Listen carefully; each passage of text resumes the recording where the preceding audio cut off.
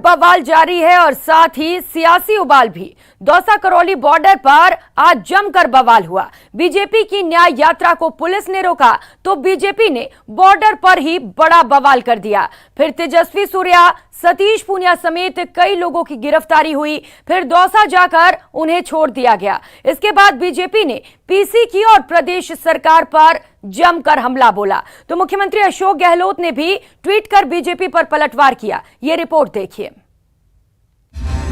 करौली पर मचा कोहराम, न्याय यात्रा को नो एंट्री, यात्रा रोकी, करौली पर युद्ध जारी।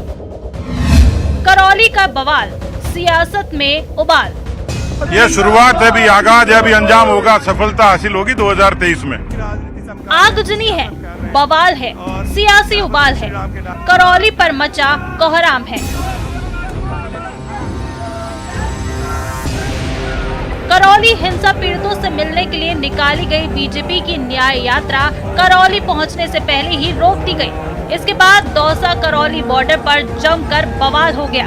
पुलिस और बीजेपी कार्यकर्ताओं के बीच झड़प भी हुई। बीजेपी कार्यकर्ताओं ने भी जमकर बवाल काटा। अब एक एक कर देखते जाइए करौली पर मचे कोहराम की तस्वीरें।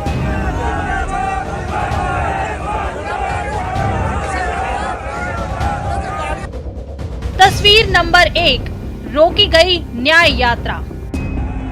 बीजेपी ने करौली हिंसा मामले में न्याय यात्रा निकाली और इस यात्रा में बीजेपी युवा मोर्चा के राष्ट्रीय अध्यक्ष तेजस्वी सूर्या और बीजेपी प्रदेश अध्यक्ष सतीश पूनिया समेत बीजेपी के कई नेता शामिल हुए। लेकिन करौली पहुंचने से पहले ही बीजेपी की न्याय यात्रा को रोक दिया गया।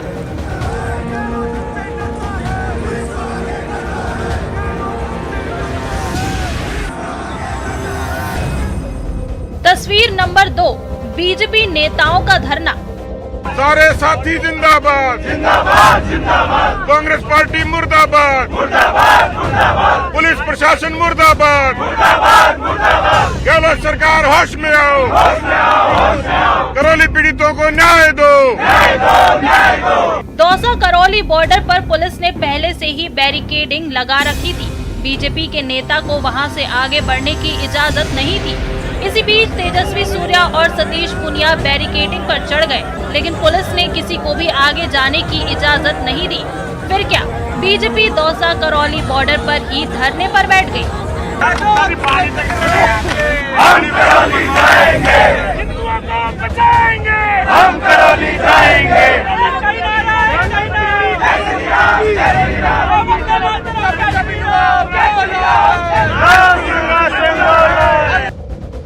तस्वीर नंबर 3, पुलिस से तकरार।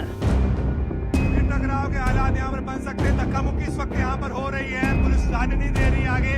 बीजेपी के कार्यकर्ता बैरिकेडिंग तोड़ने की कोशिश में थे तो पुलिस भी पूरी तरह तैनात थी। इसी बीच बीजेपी कार्यकर्ताओं और पुलिस के बीच तकरार देखने को मिली।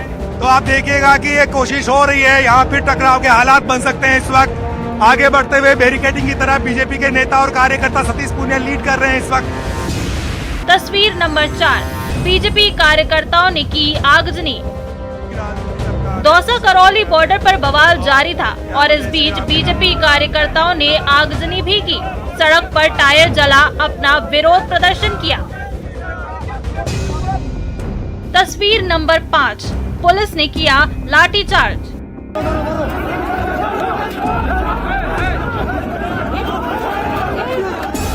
इस बीच दौसा करौली बॉर्डर पर हालात बेकाबू हो रहे थे। पुलिस ने भी मोर्चा संभाला और हालात पर काबू पाने के लिए लाठियां चटकाईं।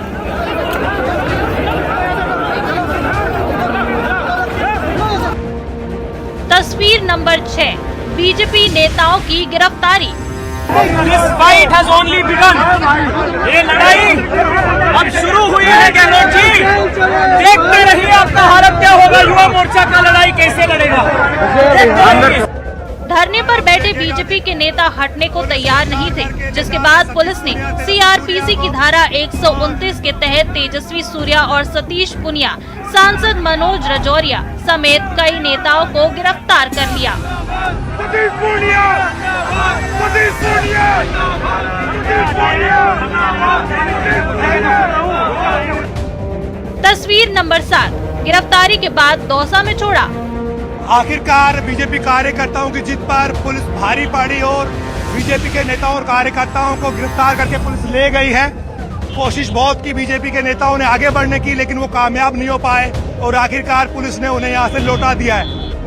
गिरफ्तारी के बाद बीजेपी नेताओं को बस से दौसा के महिदपुर बालाजी मोड़ पर मंगलम मिडवे में ले जाकर छोड़ दिया गया। इसके बाद बीजेपी ने दौसा में प्रेस कॉन्फ्रेंस की और प्रदेश सरकार पर जमकर निशाना साधा। जानलेवा हमला हिंदुओं के ऊपर राजस्थान में अलग अलग जगह पे हो रहा है and Karauli is the only latest incident. हैरान का बात यह है कि ऐसे जो दंगाई होते हैं इसके विरुद्ध में युवा मोर्चा जैसे लोकतांत्रिक ऑर्गेनाइजेशन, लोकतांत्रिक संगठन विरोध करने के लिए हम रास्ते पे आते हैं। 144 सेक्शन डाल के लाठी चार्ज करके दबाने का कोशिश करते हैं। पीएफआई जैसे एक्सट्रीमिस्ट ऑर्गेनाइजेशंस को, टेररिस्ट ऑर्गेनाइजेशंस को प्रदेश भर में जुलूस निकालने के लिए परमिशन देते हैं। और मुझे लगता है कि राजस्थान की जनता सब देख रही है, ये पब्लिक है, ये सब जानती है और ये मुझे लगता है कि ये आगाज है और अंजाम होगा वो राजस्थान से कांग्रेस के मुक्त होने का होगा। 2023 में तो राजस्थान की जनता बदला लेगी ही, लेकिन उससे पहले भारतीय जनता युवा मोर्चा राजस्थान के हर जिले की सड़कों पर इसका प्रतिकार करेगा।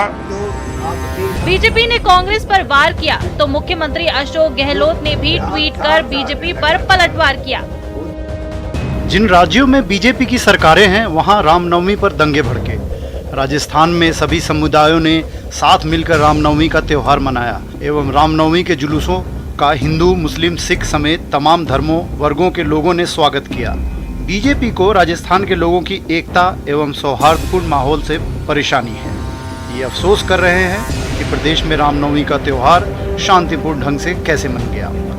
बीजेपी के नेतागण लगातार प्रयास कर रहे हैं कि प्रदेश में सांप्रदायिक माहौल बनाया जाए। इसलिए कभी ये करौली में जाकर भ्रामक बातें करते हैं तो कभी राज्यपाल महोदय को ज्ञापन सौंपते हैं जिससे तनाव बना रहे। परंतु प्रदेश सरकार ने प्रशासन को चाक चौबंद रहने के निर्देश दिए हैं जिससे कोई भी अप्रिय घटना न हो सके। कोई भी व्यक्ति यदि राजस्थान की शांति व्यवस्था को भंग करने का प्रयास करेगा तो उसके खिलाफ सख्त कार्रवाई की जाएगी, चाहे वो किसी भी पार्टी या वर्ग से संबंध रखता हो।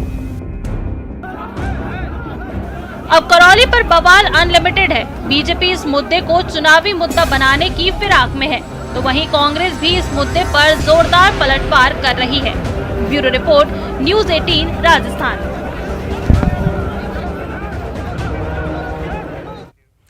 उधर दौसा करौली बॉर्डर पर हुए बवाल के बाद